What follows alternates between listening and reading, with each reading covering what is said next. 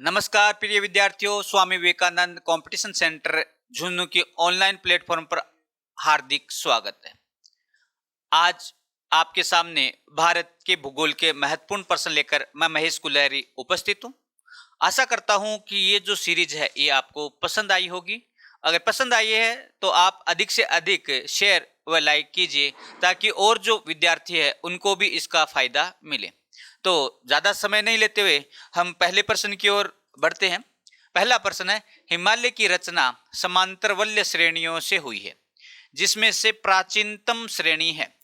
और आपके सामने जो उत्तर है, शिवालिक श्रेणी, निम्न हिमालय, भरत हिमालय और धौलाधर श्रेणी। और अगर हम देखें इसका सही उत्तर होगा वो होगा भरत हिमालय। यानी कहने का अर्थ ये है कि जो हिमालय है ये हिमालय लगातार श्रेणियों के रूप में विभाजित है। आपके सामने मैं चित्र बनाता हूं।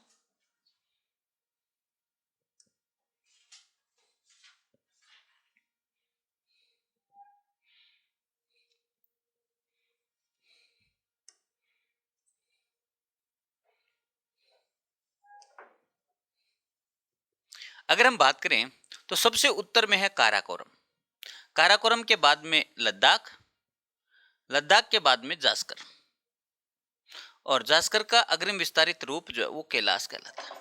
यानी काराकोरम, लद्दाख, जास्कर और कैलाश, ये जो है ये सब की सब जो है वो ट्रांस हिमालय में है। इन्हें बोलते हैं ट्रांस हिमालय। और ट्रांस हिमालय हिमालय का हिस्सा नहीं, यानी इस दुनिया का नहीं। तो हम बात करते हैं कि काराकोरम, लद्दाख, जास्कर और कैलाश ये ट्रांस हिमालय के से। उसके बाद में जो श्रेणी प्रारंभ होती है उस श्रेणी को कहा जाता है हिमालय। और हिमालय का सबसे उत्तरतम जो विस्तार है इसे कहा जाता है भरत हिमालय। और भरत हिमालय जो है वो सबसे पहले निर्मित हुआ था। हम कहते हैं कि ये जो हमारी जो पृथ्वी है, संपूर्ण पृथ्वी 4 पर्वत युगों से मिलकर बनी है। और 4 पर्वत युग कौन से हैं? तो उनमें जो पहला पर्वत युग है वो है चर्नियन, चर्नियन के बाद में दूसरा है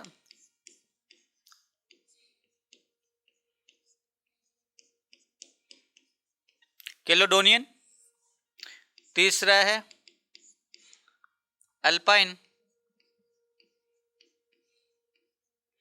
अल्पाइन के बाद में चौथा है हर्शियन, हर्शियन। तो संपूर्ण पृथ्वी पर 4 पर्वत युग है, चर्नियन, कैलोडोनियन, अल्पाइन और हर्शियन। और हम कहते हैं कि इस पृथ्वी पर जितने भी पर्वत बने हैं वो सब इन्हीं पर्वतों से क्या है, संबंधित है।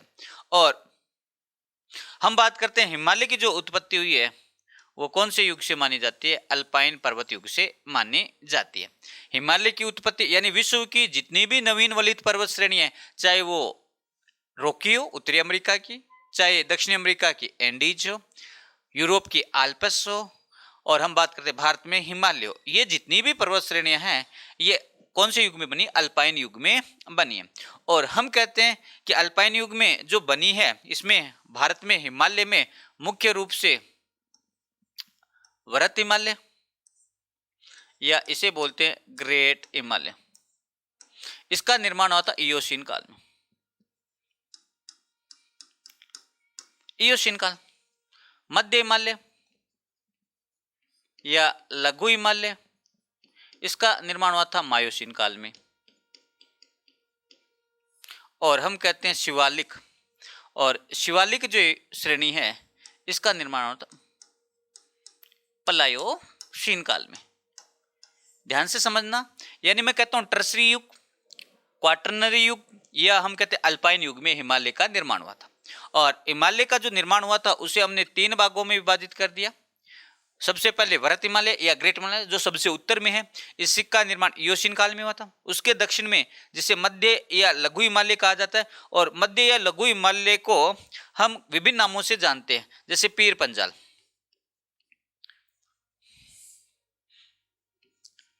पीर पंजाल, जम्मू कश्मीर में पीर पंजाल, हिमाचल प्रदेश में धौलाधर के नाम से क्या किया जाने जाए। यानी ये जो है वो मध्य हिमालय का है, और मध्य हिमालय का निर्माण कब हुआ? मायोसीन काल में।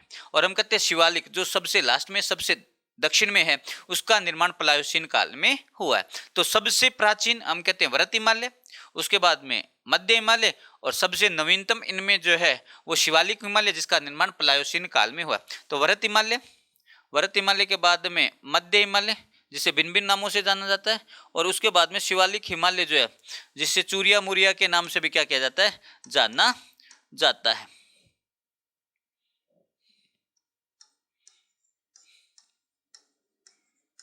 ठीक है, तो सही उत्तर कौन सा होगा? भरत हिमालय। नेक्स्ट हम बात करते हैं भारत और चीन की उत्तरी पूर्वी सीमा का सीमांकन कौन सी रेखा करती है। और हम बात करते हैं कि भारत और चीन की, तो पहला है डूरंड रेखा, दूसरा मैकमोहन रेखा, तीसरा रेडक्लिफ रेखा, और चौथा है इनमें से कोई नहीं। अगर हम सही प्रश्न की बात करें तो भारत और चीन के मध्य जो रेखा है उसे कहा जाता है मैकमोहन रेखा। यानी सही उत्तर जो होगा भारत और चीन के मध्य जो अंतरराष्ट्रीय सीमा रेखा है, और हम कहते हैं अरुणाचल प्रदेश। अरुणाचल प्रदेश, और अरुणाचल प्रदेश जो है, इस अरुणाचल प्रदेश में, अरुणाचल प्रदेश जो है, इस अरुणाचल प्रदेश में भारत और चीन के मध्य जो है वो अंतरराष्ट्रीय सीमा रेखा जो है वो क्या की गई है? स्थापित की गई है। तो दूसरी जो बात हम करेंगे कि डूरंड रेखा जो है वो किन दो देशों के मध्य है? तो डूरंड रेखा जो है वो भारत प्लस अफगानिस्तान, अफगानिस्तान के मध्य, या हम कहें वर्तमान में पीओके, पाक अधिकृत कश्मीर और अफगानिस्तान के मध्य है। और इस रेखा की जो विशेषता है वो ये है कि ये जो रेखा है ये भारत के साथ अंतरराष्ट्रीय रेखा, यानी भारत की जो स्थलीय सीमा है जो 15,200 किलोमीटर, या हम कहते हैं 15,107.6 किलोमीटर लंबी है। सबसे कम लंबी सीमा बनाने वाला जो देश है वो कौन सा है? अफगानिस्तान। और इसके साथ जो सीमा बनती है उसे बोलते हैं डूरंड रेखा। और रेडक्लिफ रेखा भारत प्लस पाकिस्तान, पाकिस्तान के मध्य जो सीमा रेखा है उसे क्या कहा जाता है? रेडक्लिफ रेखा कहा जाता है। और आपको पता है कि इस भारत की सर्वाधिक लंबी जो सीमा है वो भारत प्लस बांग्लादेश, सबसे लंबी सीमा 4096.7 किलोमीटर लंबी ये अंतरराष्ट्रीय सीमा है, जो पश्चिम बंगाल के साथ जो है वो सर्वाधिक लंबी सीमा बनाते हैं। तो हमें जो याद रखना है, भारत और चीन के उत्तरी पूर्वी सीमा जो है, जो शिमला समझौते के तहत रेड लाइन और ब्लू लाइन का प्रतिफल था, यानी शिमला समझौता 3 देशों के मध्य था, भारत, चीन और तिब्बत के मध्य, और उसी का प्रतिफल है कि वर्तमान में मैकमोहन रेखा का क्या है? निर्माण हुआ। नेक्स्ट हम बात करते हैं किसके द्वारा भारत श्रीलंका से अलग होता है। और आपके सामने पहला ऑप्शन है स्वेज नहर, दूसरा पाक जलडमरू, तीसरा खंबात की खाड़ी, और चौथा है कच्छ की खाड़ी। अगर हम सही ऑप्शन की बात करें तो इसका सही ऑप्शन होगा पाक जलडमरू। अब देखो है क्या, हम कहते हैं भारत, ये प्रायद्वीपीय भारत है, और प्रायद्वीपीय भारत में यहाँ पे है श्रीलंका, और दोनों के मध्य एक खाड़ी है जिसे बोलते हैं मन्नार की खाड़ी।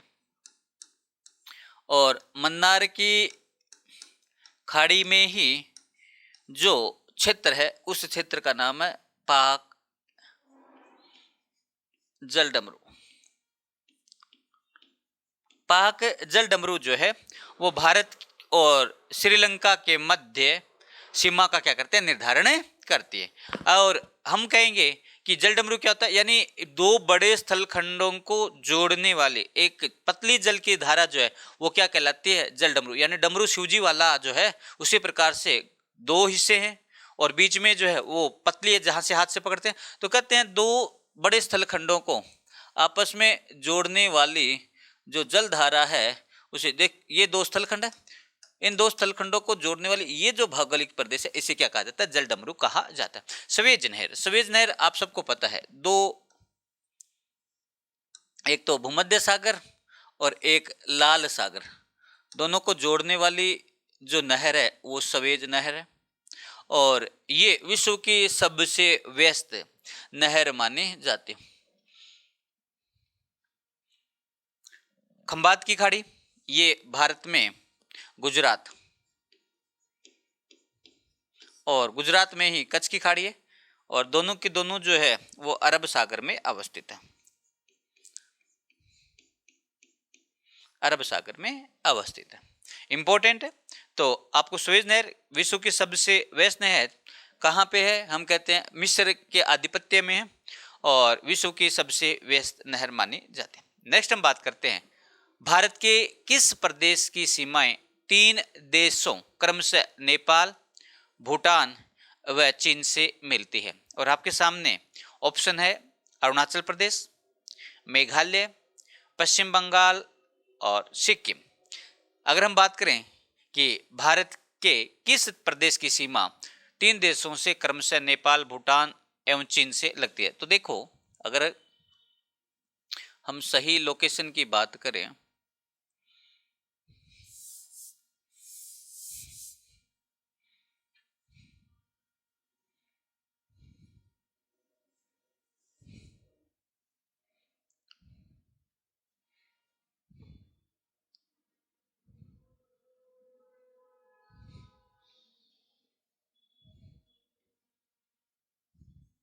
ये नेपाल है,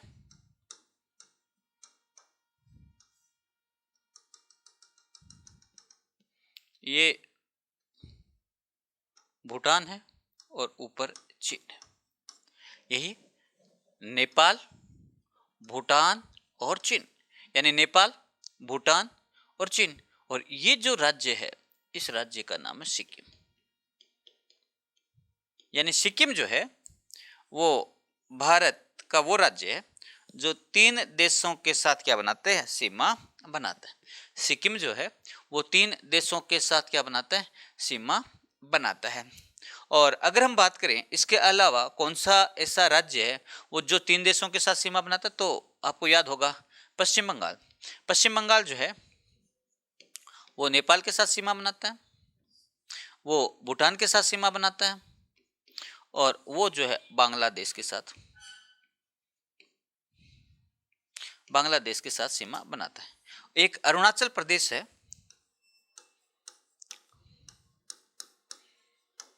अरुणाचल प्रदेश, और अरुणाचल प्रदेश जो है वो भूटान के साथ,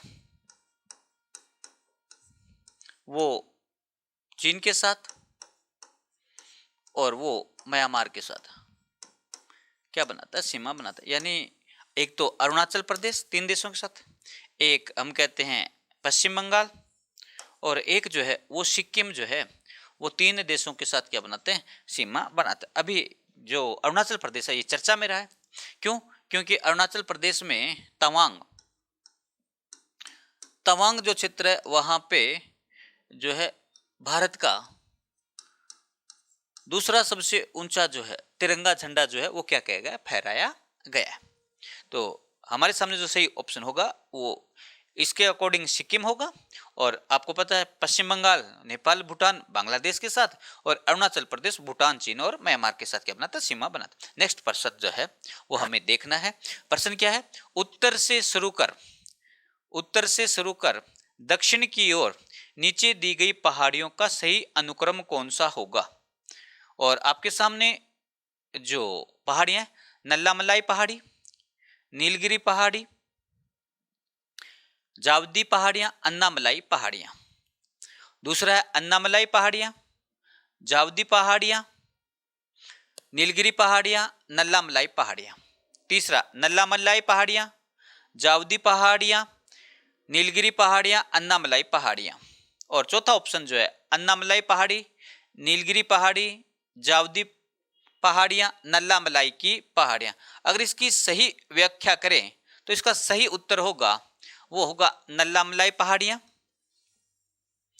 जावदी की पहाड़ियां, नीलगिरी की पहाड़ियां, अन्नामलाई की पहाड़ियां। जो सही उत्तर होगा वो सी होगा। कौन सा होगा? सी। और क्रम कौन सा रखना है हमें? उत्तर से शुरू करके दक्षिण की ओर हमें बातें करनी।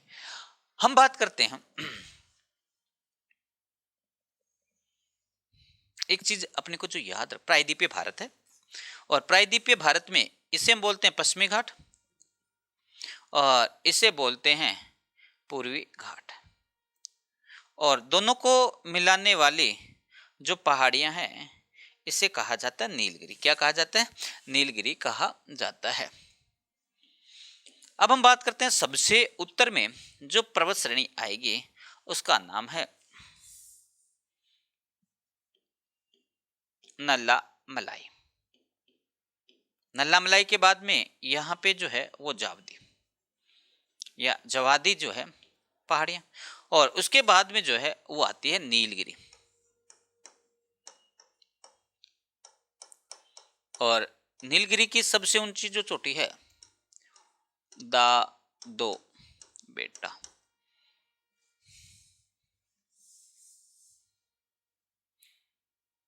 दादो बेटा जो है वो नीलगिरी की सबसे ऊंची चोटी है। और नीलगिरी जो है वो पश्चिमी घाट को पूर्वी घाट से आपस में जोड़ती है। और हम कहें नीलगिरी जो पहाड़ियां हैं वो पश्चिमी घाट का अग्रिम विस्तारित रूप माना जाता है। और इसी नीलगिरी के दक्षिण में एक पर्वत श्रेणी है जिसका नाम है अन्नामलाई। ये अन्नामलाई,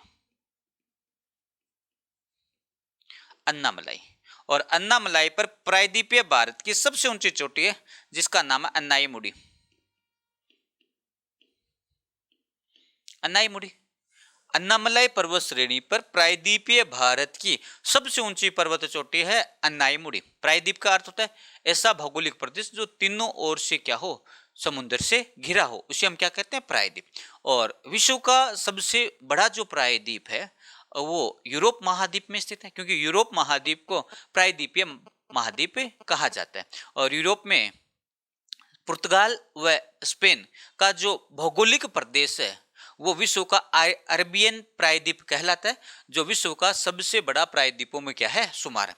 और इसके बाद में अन्नामलाई पर्वत श्रेणी के बाद में जो भारत की दक्षिणतम जो पर्वत श्रेणी है वो है कार्डमम। कार्डमम जो है वो दक्षिणी भारत है जिसे इलायची पर्वत श्रेणी कहा जाता है। तो ये जो बात है ये हमें क्या करनी है? याद रखनी है।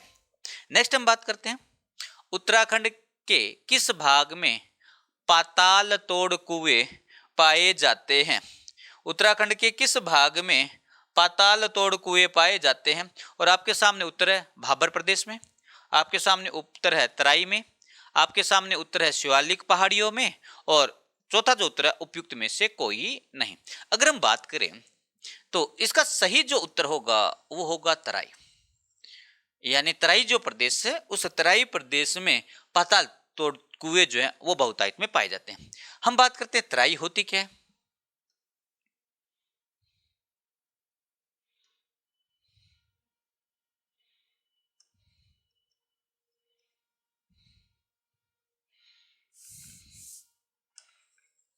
देखो, पर्वतीय भाग से जब नदियां निकलती है तो वो नदियां क्या करती है? अपने साथ कंकर पत्थर लाती है। तो उन बड़े बड़े कंकर पत्थरों का जब जमाव हो जाता है, इसे तो कहा जाता है भाबर। यानी पर्वत पादीय यानी पर्वतों की तलहटी में बड़े बड़े कंकर पत्थरों का जो जमाव तो भाबर। और जैसे ही भाबर से अब देखो नदियां निकलेंगी तो भाबर प्रदेश में ऊपर कंकर पत्थर ही दिखाई देंगे, नदियां दिखाई नहीं देंगी। और जैसे ही भाबर प्रदेश से नदियां वापिस दृष्टिगोचर होती है इसे बोलते हैं तराई। यानी तराई प्रदेश होगा। अब पानी यहाँ पर आकर फैल जाता है और फैलने के कारण जो है वो भूगर्भ में गहराई तक जो है वो अपना जल रखता है। तो कहने का अर्थ तराई प्रदेश है, यहाँ पे जो है वो पाताल तोड़ जो कुएं बहुतायत में रखते हैं। अब जैसे तराई प्रदेश से आगे नदी बहेगी और जैसे नदी बहेगी धीरे धीरे जो है वो नदी कहाँ पे मिट्टी का जमाव करेगी, और कहाँ पे मिट्टी का जो जमाव करेगी तो ये जो कहाँ पे मिट्टी वाला जो ऊपरी जो भाग है जहाँ पे बाढ़ का पानी नहीं पहुंचता है उसे क्या कहा जाता है? खादर कहा जाता है। उसे क्या नहीं, खादर किसे कहेंगे, यानी खादर क्या है, जहां पे बाढ़ का पानी पहुंच पाता है उसे हम क्या कहेंगे, खादर कहेंगे। और जहां पे बाढ़ का पानी नहीं पहुंच पाता उसे हम क्या कहेंगे, बागर कहेंगे। क्या कहेंगे, बागर कहेंगे। यानी कहने का अर्थ है पर्वत के पेंदे में बड़े बड़े कंकर पत्थरों का जमाव भाबर कहलाता है। जैसे भाबर में लुप्त नदियां वापिस दृष्टिगोचर होती है, वापिस दिखाई देती है, तराई कहलाती है। और तराई के बाद में याद रखना बागर, यानी जहां पे बाढ़ का पानी जो है वो नहीं पहुंच पाता, बागर है। और जहां पे नवीन मिट्टी का जमाव होता रहता है, लगातार मिट्टी का जमाव होता है, यानी डेल्टाई प्रदेश, तो इसे क्या कहा जाता है, खादर कहा जाता है। तो ये एक संरचना है, भौगोलिक संरचना है। और लगातार कंपटीशन एग्जाम में ये जो भौगोलिक संरचना है ये क्या की जा रही है, पूछी जा रही है। तो 4 शब्द है, भाबर, गिरिपदीय भाग में बड़े बड़े कंकर पत्थरों का जमाव भाबर है। और जैसे भाबर में नदियां वापस दिखाई देती है भाबर के आगे, तो उसे हम क्या कहते हैं, तराई कहते हैं। और तराई ऐसा भौगोलिक प्रदेश है जहां पे पानी का क्या होता है, फैला होता है। और पानी रिस रिस कर जो वो धरातल के अंदर चला जाता है, और वहां पे पानी का जो जल स्तर है वो ऊपर रहता है। और वहीं पर जो है वो उत्तराखंड में क्या किए जाते हैं, पाताल तोड़ कुओं का निर्माण। और उसके बाद में जो मिट्टी का जमाव होता है वो उसे 2 श्रेणी में, नवीन मिट्टी, खादर, और प्राचीन कांप मिट्टी का जमाव, जहां पे लगातार जम जमकर परत ऊपर हो जाती है, जहां पे बाढ़ का पानी नहीं पहुंच पाता, उसे हम क्या कहते हैं, बागरे कहते हैं। नेक्स्ट हम बात करते हैं सेवराई पहाड़ियां कहां अवस्थित हैं। और आपके सामने जो उत्तर है वो ये है कि सेवराई की जो पहाड़ियां हैं वो भारत के किस क्षेत्र में है। तो पहला है आंध्र प्रदेश, दूसरा है कर्नाटक, तीसरा है केरल, चौथा है तमिलनाडु। और सही जो उत्तर होगा वो कौन सा होगा कि सेवराई की जो पहाड़ियां हैं वो भारत में कहाँ पे अवस्थित है। अभी हमने बात की थी कि सेवराई की जो पहाड़ियां हैं वो कहाँ पे अवस्थित है। देखो पहली जो क्षेत्र था यहाँ पे हमने बात की थी कि सेवराई की जो पहाड़ियां हैं वो कहाँ पे अवस्थित है। सेवराई की जो पहाड़ियां हैं वो तमिलनाडु में अवस्थित है। कहाँ पे अवस्थित है, तमिलनाडु में अवस्थित है। यानी कहने का अर्थ ये है कि नीलगिरी पहाड़ियों के पास जो भौगोलिक पहाड़ियां दिखाई देती है उसे क्या कहा जाता है, सेवराई की पहाड़ियां कहा जाता है। और तमिलनाडु का जो प्रसिद्ध हिल स्टेशन है यारकाड,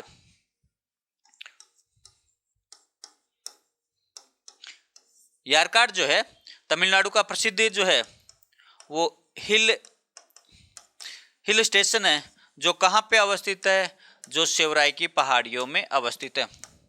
और तमिलनाडु में ही एक प्रसिद्ध हिल स्टेशन है जिसे क्या कहा जाता है, ऊटी कहा जाता है। क्या कहा जाता है, ऊटी। दक्षिणी भारत का सबसे प्रसिद्ध हिल स्टेशन ऊटी है। मध्य भारत का सबसे प्रसिद्ध हिल स्टेशन पंचमढ़ी है।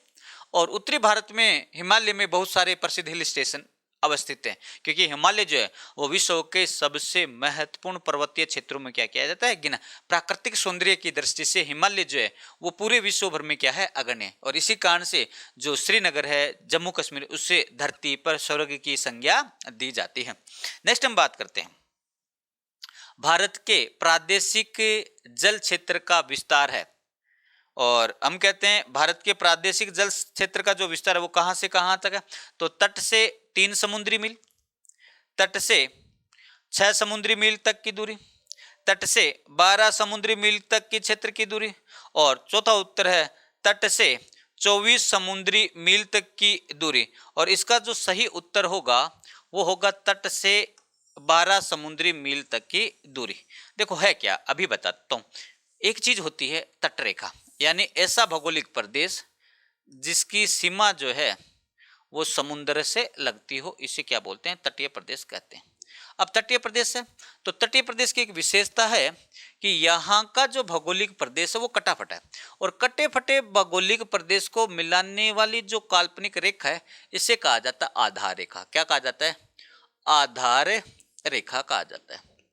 और आधार रेखा से एक निश्चित दूरी तक किसी देश की जो अवस्थिति होती है वो मानी जाती है, उसका अधिकार माना जाता है। मैं कहता हूं आधार रेखा से 12 नॉटिंगटन मील तक की दूरी, 12 नॉटिंगटन मील, नॉटिंगटन मील कह दो या हम कहते हैं समुद्री मील कह दो, समुद्री मील तक की दूरी जो है उसे क्या कहा जाता है, प्रादेशिक सीमा कहा जाता है। क्या कहा जाता है, प्रादेशिक सीमा कहा जाता है।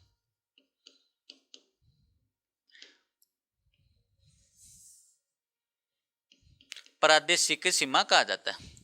और प्रादेशिक जो सीमा है इस पर संपूर्ण अधिकार क्या होता है, उस देश का होता है। एक चीज और याद रखनी है कि एक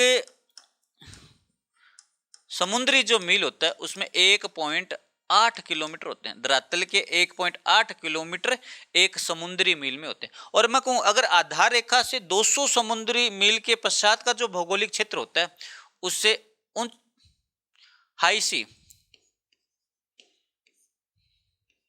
उच्च सागर कहा जाता है। और हाई सी या उच्च सागर जो है इस पर संपूर्ण विश्व का अधिकार, यानी विश्व के सभी देशों का समान अधिकार कौन से भौगोलिक क्षेत्र में होता है, तो हम कहते हैं कौन से में होता है, हाई सी या उच्च जो सागर है उसमें होता है। हाई सी या उच्च सागर में समान अधिकार सभी देश, यानी जिनकी तटीय सीमा नहीं लगती उनका भी अधिकार जो है उस क्षेत्र में होता है। तो प्रादेशिक जल क्षेत्र या प्रादेशिक समुद्री सीमा जो है वो आधार रेखा से 12 समुद्री मील तक के होते हैं। और आधार रेखा से आंतरिक भाग में जो पानी होता है उसे आंतरिक सागर कहा जाता है। क्या कहा जाता है, आंतरिक सागर कहा जाता है। नेक्स्ट हम प्रश्न की बात करते हैं। स्थल निवासी हैं और स्थल जो है वो कहाँ के निवासी हैं। आपके सामने उत्तर है मध्य भारत के, आपके सामने उत्तर है दक्षिणी भारत के, आपके सामने उत्तर है पश्चिमी भारत के, और आपके सामने जो उत्तर है वो पूर्वी भारत के। और अगर हम बात करें इसका सही उत्तर जो होगा वो होगा पूर्वी भारत के। कौन से क्षेत्र का, पूर्वी भारत का होगा। और पूर्वी भारत का हम बात करते हैं।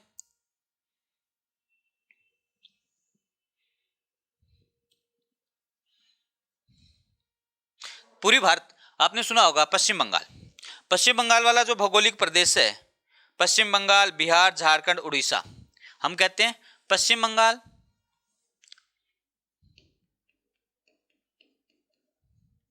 बिहार,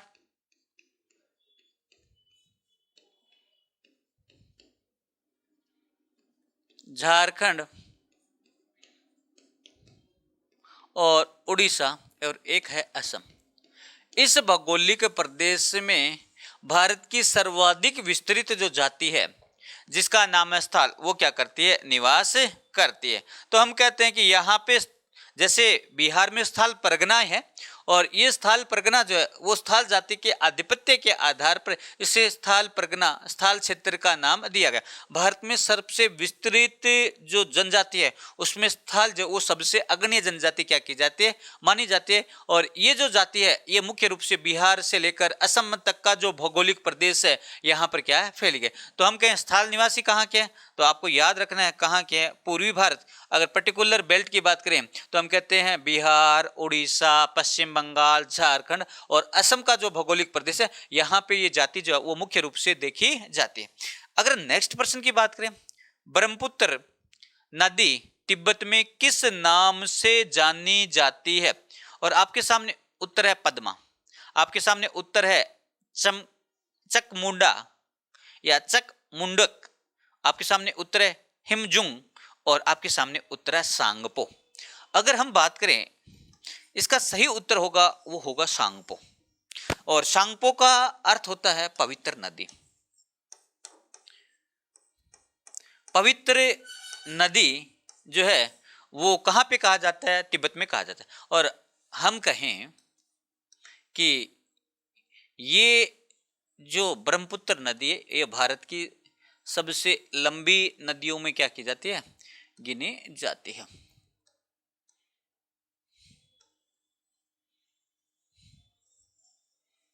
देखो हम बात करते हैं ये नदी जो है राक्षस ताल से निकलती है और तिब्बत में सांगपो के नाम से जानी जाती है।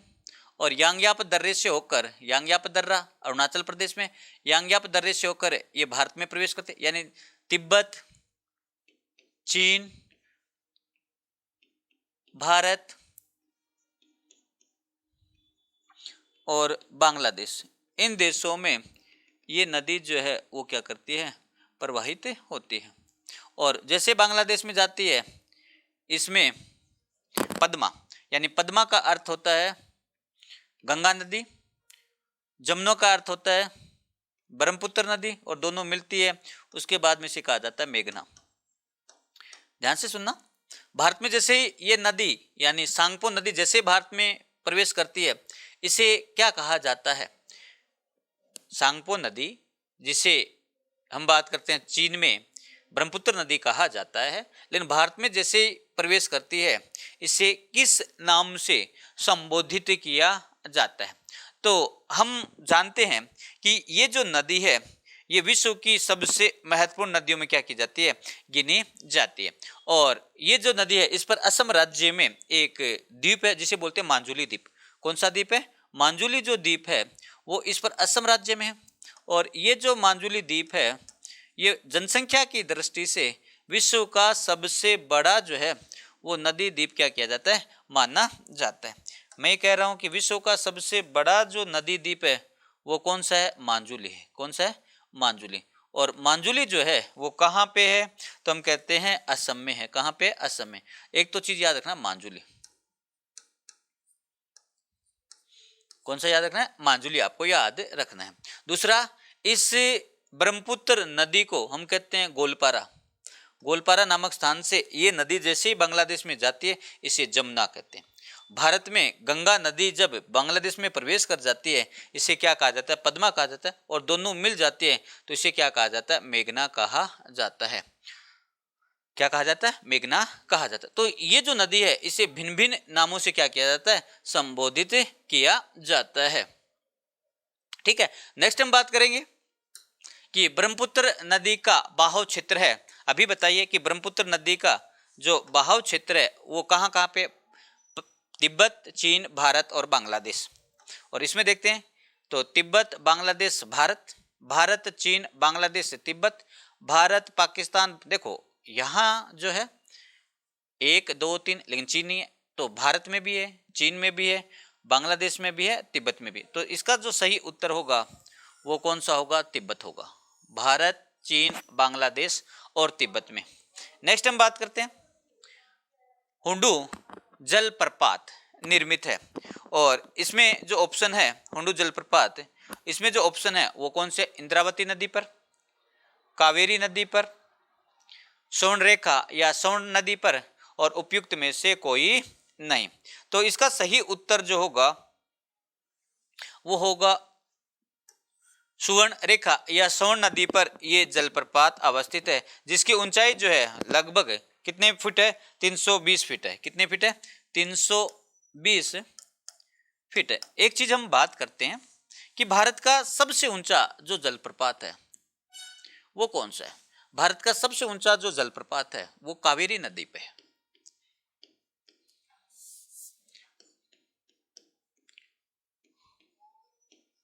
कावेरी नदी पे कर्नाटक में, जिसका नाम है जोग जलप्रपात। इसी का नाम है गरसोपा और इसी का नाम है महात्मा गांधी।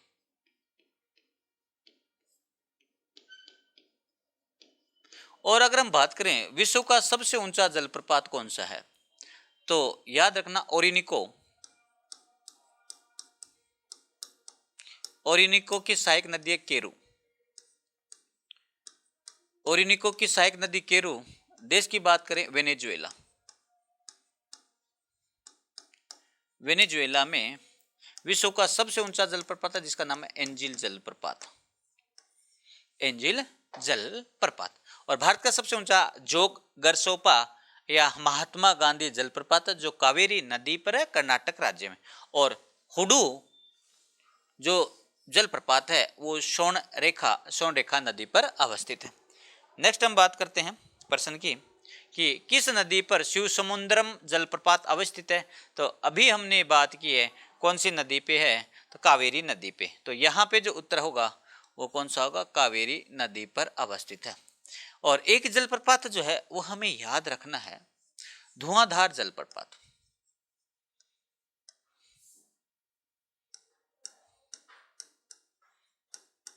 धुआंधार जलप्रपात बहुत ही प्रसिद्ध धुआंधार जलप्रपात है। कौन सी नदी पे? तो याद रखना नर्मदा नदी पर। नर्मदा नदी पर धुआंधार जलप्रपात अवस्थित है। और धुआंधार जलप्रपात जो है ये बहुत ही प्रसिद्ध है, क्योंकि संगमरमर की जो चट्टानें हैं इस पर जब नर्मदा नदी का पानी पड़ता है तो वहाँ पे धुएं जैसा प्रतीत होता है, और इसलिए धुआंधार जो जलप्रपात है ये प्रायद्वीपीय भारत का सबसे महत्वपूर्ण जलप्रपातों में गिना जाता है। नेक्स्ट हम बात करते हैं, सोन, नर्मदा तथा महानदी निकलती है, और ऑप्शन है पलामू पहाड़ से, अमरकंटक से, पूर्वी घाट से, अरावली से। तो इसका सही उत्तर है वो है अमरकंटक की पहाड़ियां। विंध्याचल प्रदेश, विंध्याचल सतपुड़ा जो पर्वत श्रेणी है, और विंध्याचल सतपुड़ा जो मध्य प्रदेश की महत्वपूर्ण पर्वत श्रेणी है, वहां से जो है वो अमरकंटक से, मध्य प्रदेश के अमरकंटक से ये जो पहाड़ियां, ये नदियां जो है वो निकलती है। एक नदी नर्मदा है, एक नदी जो है वो सोन है, और एक नदी जो है वो महानदी है। तो कहने का अर्थ ये एक भौगोलिक प्रदेश से निकलते हैं, इसलिए ये भौगोलिक प्रदेश जो अर्य प्रभाव रखता है। अर्य प्रभाव का अर्थ है एक बिंदु जिससे अलग अलग दिशाओं में नदियां क्या करती हैं, निकलती है, एक स्थान से उद्गम होता है और उद्गम होने के बाद में वो अलग अलग दिशाओं में चली जाती है। उस भौगोलिक प्रदेश को क्या कहा जाता है, अर्य भौगोलिक प्रदेश कहा जाता है। और भारत का एकमात्र ऐसा भौगोलिक प्रदेश जो है वो अमरकंटक है। कौन सा है, अमरकंटक। और अमरकंटक जो है वो कहाँ पे अवस्थित है, तो हम कहते हैं अमरकंटक जो है वो मध्य प्रदेश में अवस्थित है। कहाँ पे अवस्थित है, मध्य प्रदेश में अवस्थित है। और ये जो है मुख्य रूप से हम कहते हैं कि मुख्य रूप से ये अमरकंटक है, ये अर्य प्रभाव रखता है, इसलिए बहुत ही इंपॉर्टेंट क्षेत्रों में क्या किया जाता है, गिना जाता है। और ये भौगोलिक प्रदेश जो है वो मध्य प्रदेश और छत्तीसगढ़ की जो सीमा है वहां पे क्या है, अवस्थित है। अब नेक्स्ट प्रश्न की बात करते हैं कि जो नदी शेष अन्य से भिन्न है वह है, आपके सामने उत्तर है नर्मदा, दूसरा उत्तर जो है सिंधु, तीसरा उत्तर है ताप्ती, और चौथा उत्तर है महानदी। और इसका जो सही उत्तर होगा वो होगा महानदी। कौन सी नदी होगी, महानदी। दोस्तों कारण क्या है, देखो अगर हम बात करें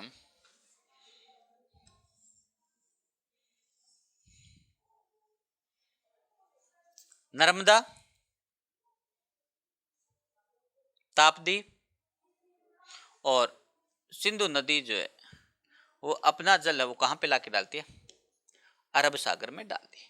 जबकि महानदी जो है छोटे नागपुर के पठार से निकलकर अपना जो जल है वो कहाँ पे डालती है, बंगाल की खाड़ी में डालती है। जबकि अगर हम बात करें नर्मदा नदी जो है वो भ्रंश घाटी में बहने वाली महत्वपूर्ण नदी है।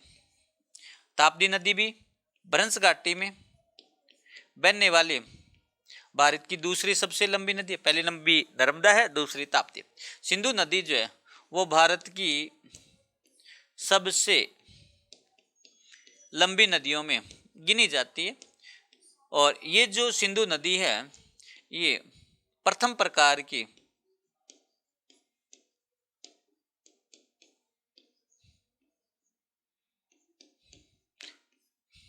पूर्ववर्ती जो नदी है उनमें क्या की जाती है, गिनी जाती है।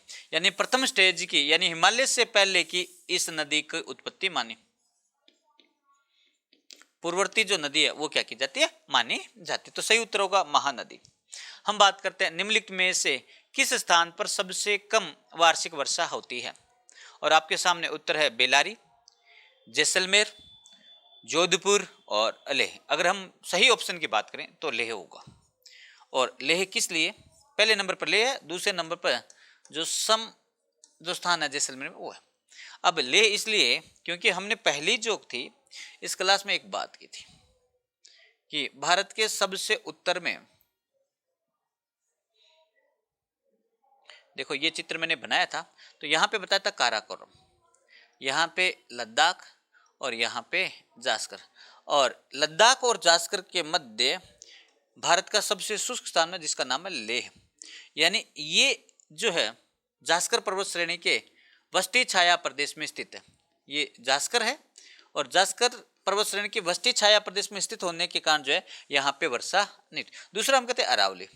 और अरावली के वृष्टि छाया प्रदेश में स्थित होने के कारण जो है वो जैसलमेर कह दो या हम कहते हैं सम, जैसलमेर कह दो या सम जो है यहाँ पे वर्षा यानी बंगाल की खाड़ी के मानसून को अरावली रोक लेती है और यहाँ पे अरब सागर के मानसून को जास्कर पर्वत श्रेणी रोक लेती है।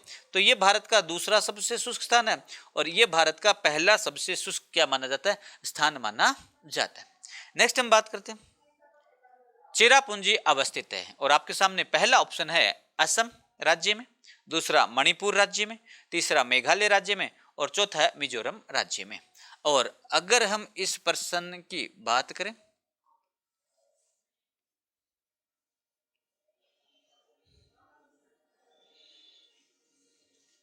तो ये जो है ये है मेघालय राज्य में। कौन से राज्य में? मेघालय राज्य में। अब मेघालय में मेघालय का पठार है, यहाँ पे गारो, खासी और जयंतिया तीन पहाड़ियां। कौन कौन सी है? गारो, खासी, जयंतिया।